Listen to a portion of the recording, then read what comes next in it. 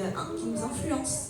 Notre éducation, on en a beaucoup parlé tout à l'heure, je rejoins beaucoup ce que vous dites, vraiment, parce que on a des conditionnements. Vous savez, des conditionnements, c'est qu'en fait, par exemple, vous voulez faire quelque chose et puis on vous dit mais non, c'est pas un métier ça. Ou alors on vous dit non, on fait pas ça. Et ça empêche justement ce potentiel de rayonner. Et du coup, on fait ce qu'on attend de nous, au lieu de faire ce que l'on veut vraiment. Et au fond, nous voulons tous un monde meilleur, un monde de paix.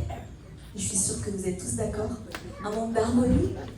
Et pour faire le lien et pour terminer par rapport à ce qui s'est passé à Valenton, quand j'ai entendu que la mairie avait été attaquée, je me disais mais c'est pas possible. Enfin, moi j'ai pleuré en fait.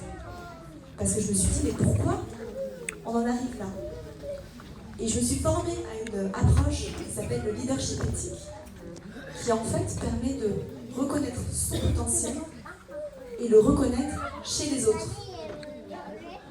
Et c'est là qu'il y a besoin de clés pour des adultes qui environnent les jeunes. C'est-à-dire qu'il y a des éducateurs, il y a des parents, mais en fait on n'a pas appris à être parents. En fait on le devient et on fait du mieux que nous pouvons, parce qu'on a les modèles de nos parents, qui eux-mêmes ont eu leurs modèles de leurs parents, etc., jusqu'à les générations antérieures. Nous faisons du mieux que nous pouvons, mais parfois ça ne fonctionne pas. Je pense que les parents concernés des jeunes qui ont pu casser font du mieux qu'ils peuvent, mais ils se retrouvent sans outils.